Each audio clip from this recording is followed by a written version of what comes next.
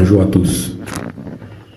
Aujourd'hui, on va parler d'un sujet essentiel qui nous concerne tous à des degrés différents. Un sujet qui est très souvent mal compris, mal interprété et même moqué par certaines personnes. Il s'agit tout simplement de la dépression. Donc, dans cet épisode, nous allons essayer de l'aborder un peu plus en profondeur pour mieux comprendre et de savoir si c'est quelque chose qui n'est pas réel, qui n'est que le fruit de notre imagination, comme on a l'habitude de le dire, ou si c'est vraiment quelque chose de réel et qui peut concrètement nous affecter. Il sera donc question de creuser un peu plus profond, sous un autre angle. Je ne prétends pas avoir une connaissance absolue en psychologie ou quelque chose du genre.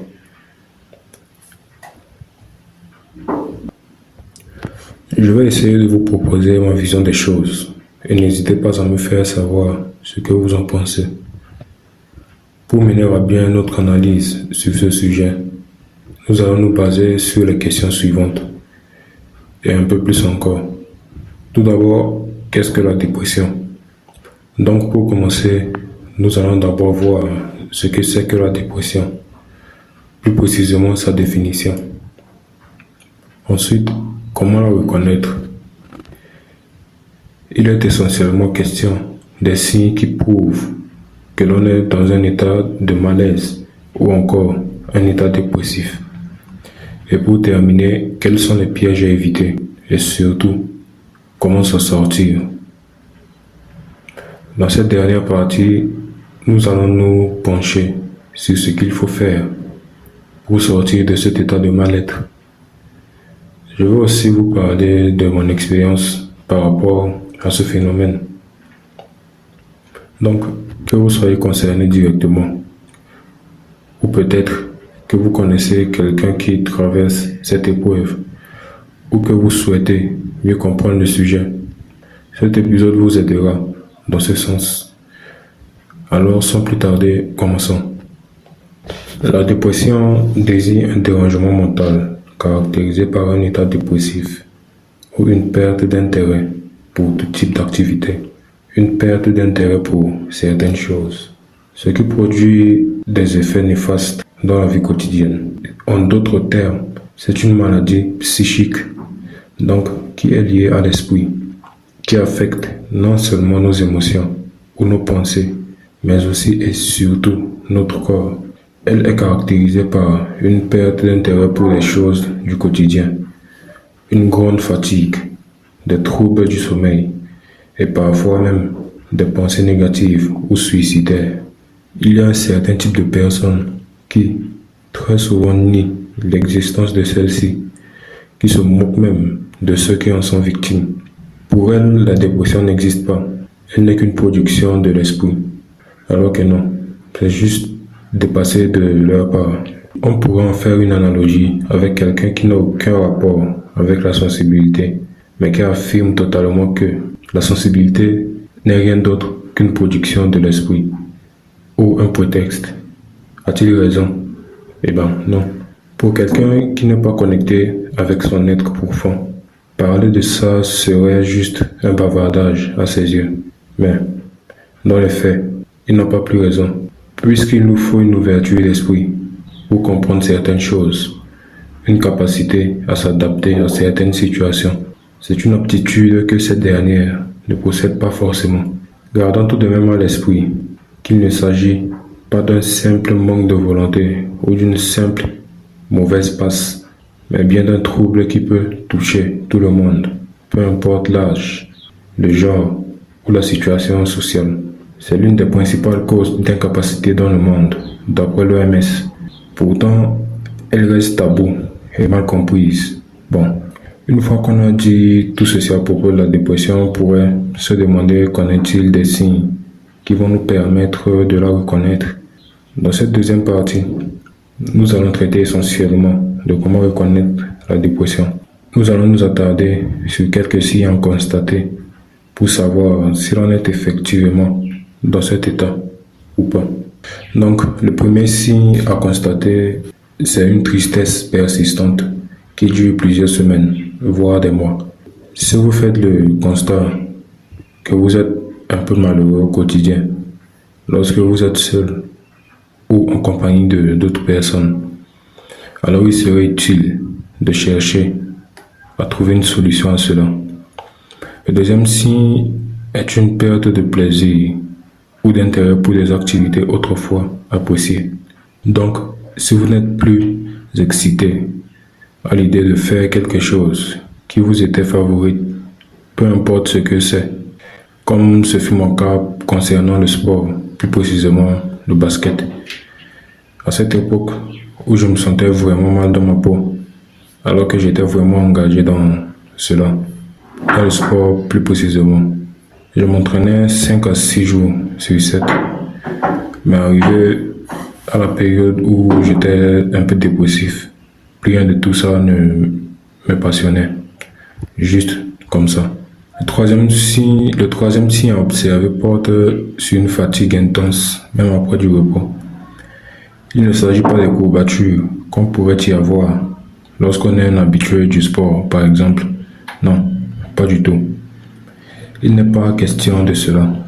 Il s'agit d'une véritable fatigue qui nous empêche de bouger normalement au quotidien, qui est toujours là, même après 12 heures de sommeil, que l'on pourrait désigner de fatigue chronique. Le quatrième signe à observer concerne des troubles du sommeil. Cela peut être un cas d'insomnie ou un cas d'hypersomnie, qui est le fait de beaucoup dormir et profondément. Dit comme ça, on pourrait croire que c'est bénéfique, mais non, pas vraiment. Parce que dormir c'est bien, mais dormir à l'excès, c'est problématique. Le cinquième signe concerne des difficultés à se concentrer ou à prendre des décisions. Et bah ça, c'était moi à l'époque. Pour faire un simple choix, il me fallait réfléchir comme pour disserter sur une citation philosophique. J'étais toujours en retard pour ça. Et avec le temps, j'ai décidé d'y mettre un peu de mon attention pour résoudre ce problème.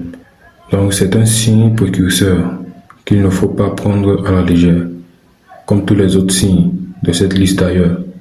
Le sixième signe porte sur les douleurs physiques inexpliquées, comme des maux de tête ou des tensions musculaires.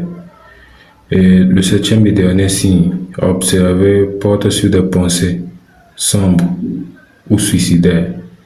Nous n'ignorons pas combien de personnes de tout âge se sont suicidées parce qu'elles traversaient une mauvaise période dans leur vie.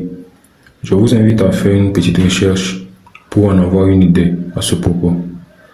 Encore une fois de plus, je me rappelle le jour où j'avais pris un couteau pour me le planter dans le cœur.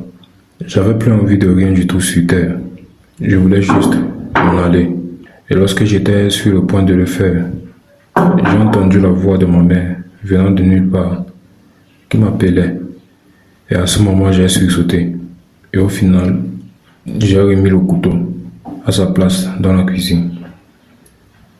Si vous vous reconnaissez dans plusieurs de ces symptômes, il est nécessaire d'en parler à un professionnel si vous en avez les moyens. Ou sinon, à une personne sûre de votre entourage qui pourrait vous aider. Bien entendu, il existe bon nombre d'idées fausses à propos de cette maladie et nous allons en voir quelques-unes. La première idée est celle-ci. C'est juste dans la tête. Eh ben, c'est une idée fausse. La dépression affecte autant le corps que l'esprit. La deuxième fausse idée est il suffit de se bouger. Eh ben non, pas du tout. La dépression n'est pas une question de volonté. Dire cela revient à dire à une personne avec une jambe cassée de courir. La troisième fausse idée consiste à dire que les antidépresseurs rendent accro, alors que non. Ils sont prescrits avec précaution et adaptés à chaque personne. La quatrième fausse idée porte sur le fait de dire si tu souris, c'est que tu n'es pas vraiment déprimé. Et bien, encore une fois, c'est faux. Nous savons que beaucoup de personnes masquent leur souffrance derrière un sourire. Donc le fait de sourire n'est pas forcément gage de bonheur. Il est donc nécessaire et important de déconstruire ces préjugés pour mieux comprendre cette maladie et aider les personnes qui en souffrent. La question qu'on pourrait se poser après avoir vu tout cela est de se demander comment se sortir. Comment sortir de la dépression? La dépression, comme toute autre maladie, se soigne et voici quelques pistes qui pourront aider. Premièrement, parler et demander de l'aide. Que ce soit à un proche, un psychologue ou un médecin. Ne restez pas seul. En parler est un premier pas vers la guérison. Le deuxième point consiste à éviter l'isolement. Même si c'est difficile, essayer de maintenir un lien social est essentiel. Essayer d'avoir des conversations avec les autres, avec des gens qui pourront nous faire rire, est très crucial pour notre vie. Troisième point, adopter une bonne hygiène de vie. Ça peut être une alimentation équilibrée, une activité physique régulière, ne serait-ce que 10 minutes de marche tous les jours, ou encore un sommeil régulier. Donc dormir à une heure précise et se réveiller à une heure également précise. Le quatrième point porte sur le fait d'exprimer ses émotions. Cela peut se faire par le fait d'écrire dans un journal, dessiner, écouter de la musique ou encore méditer. Bref, trouvez un moyen de libérer ce que vous ressentez au plus profond de vous. Le cinquième point consiste à consulter un spécialiste. Ça peut être un psychologue ou toute personne spécialisée qui est capable de vous aider à sortir de là. Il existe une multitude de solutions adaptées à chacun. Dans mon cas, c'était la musique, la marche, le sport, et j'ai pas pu en parler clairement avec un professionnel ou quelqu'un de mon entourage. Mais ça a quand même marché. Et aujourd'hui, je suis toujours sur ce chemin où chaque pas compte, jour après jour. Si vous n'êtes pas vous-même victime de cette maladie, mais que vous connaissez quelqu'un de votre entourage qui est concerné, voici quelques conseils pour l'aider à s'en sortir. Le premier conseil consiste à écouter sans juger. Parfois, le fait que vous soyez présent peut suffire à aider cette dernière à s'en sortir. Deuxième conseil, évitez les phrases comme « c'est dans ta tête » ou « ça va passer ». Troisième conseil, encouragez à consulter un professionnel, un psychologue, un psychiatre ou un médecin, peu importe. Mais l'idée est de l'amener à consulter un professionnel qui pourrait vraiment l'aider. Quatrième conseil, proposez des activités simples mais utiles. Une balade, un film ou un moment de détente ensemble. Sachez que votre aide peut faire une énorme différence et améliorer de manière significative les choses dans sa vie. Pour finir, la dépression est une épreuve, elle n'est pas une fatalité. Avec le bon accompagnement, du temps et de la bienveillance envers soi-même, il est possible de s'en sortir. N'écoutez pas ce que disent les gens de négatifs ou encore des préjugés qui existent à ce sujet. Prenez-les au sérieux et ne perdez pas espoir. Vous n'êtes pas seul. Si j'ai pu m'en sortir, alors pourquoi pas vous? Parlez-en et prenez soin de vous. Si vous ne trouvez pas le courage de le faire, essayez quelque chose qui pourrait vous aider, qui pourrait vous permettre de bouger en fait. Comme dans mon cas, je l'ai dit précédemment, c'était le sport, la marche. Je passais au moins une heure à marcher, presque tous les jours, ou encore le week-end. Donc je sortais, je faisais peut-être le tour du quartier ou je quittais d'un quartier à un autre. Et ça me faisait au total 1 heure de sport. Et ça m'a vraiment aidé. C'était relié à aussi les jeux vidéo que j'ai joué. Ne devenez pas accro à cela.